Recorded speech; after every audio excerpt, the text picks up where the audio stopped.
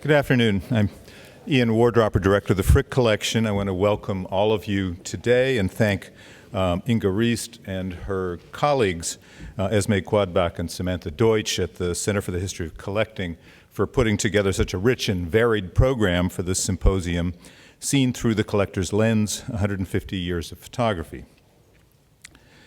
The center was begun in 2007, and Inge's extraordinary energy and vision has created an institution that has really become a contribution to the field.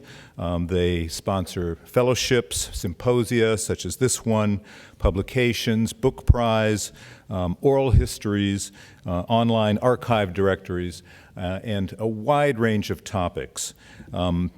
We're deeply grateful to the principal sponsor of this event, the Christian Cassie Charitable Trust. Chris Cassie is a notable collector in his own right, and a good friend of the Frick. And we're grateful as well for the additional support we received from Sandra Gilman and Celso Gonzalez Fala, who I'm pleased to say are here today and are known to everyone in the photography community for all of their multiple activities.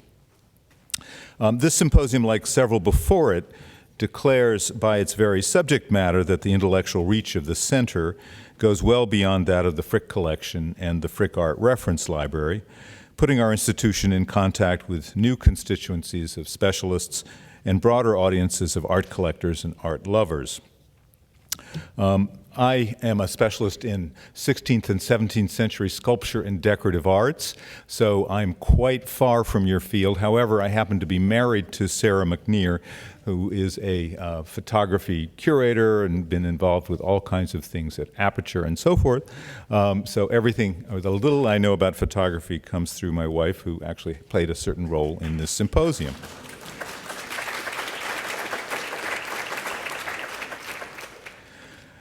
For this occasion, both today and tomorrow, we'll have the enormous privilege of hearing directly from collectors.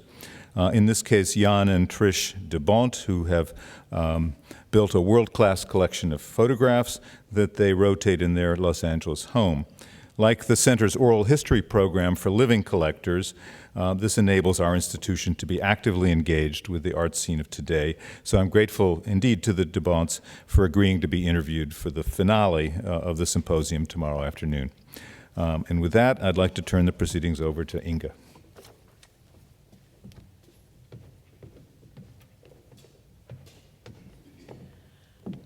Thank you, Ian, so much for that welcome. I love seeing so many new faces here in the Frick Collection, and I'm looking forward tremendously to getting to know the world of people interested in photography and the collecting of photography. So a warm welcome to all of you as we now raise the curtain on the Center's 15th symposium since 2007.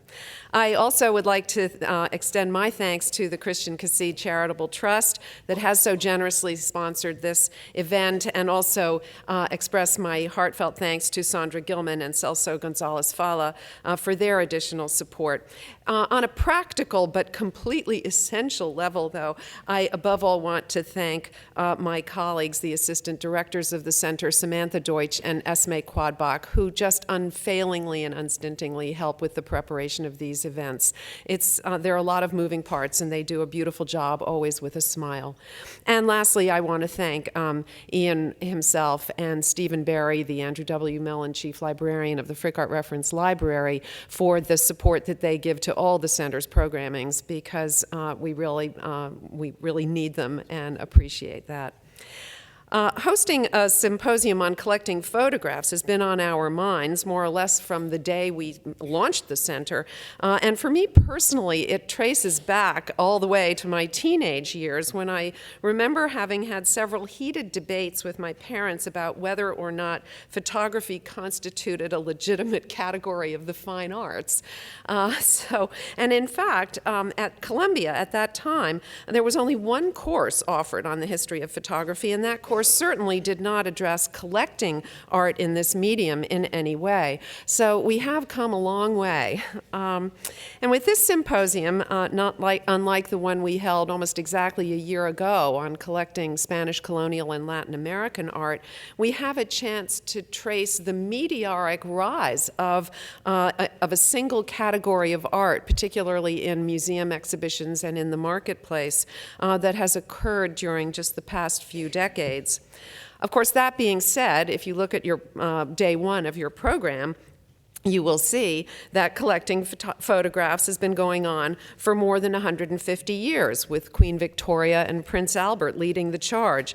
So we have a very rich and varied program ahead of us, which, like all of the Center's symposia, will give us an opportunity to explore collecting as it relates to the larger socio-political economic context that is such a rich part of this interdisciplinary field of collecting history.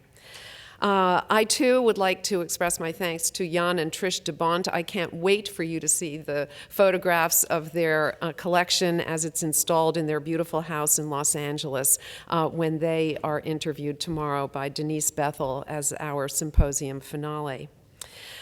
With the overarching topic of this symposium lying so far beyond my personal old master's comfort zone, I certainly needed a guide to help me navigate what are uncharted waters for those of us at the Frick.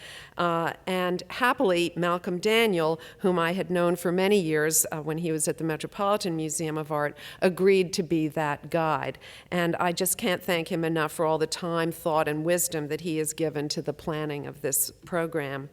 Meetings at the Frick, interrupting his summer holiday with telephone conversations. There was a lot that lies behind this.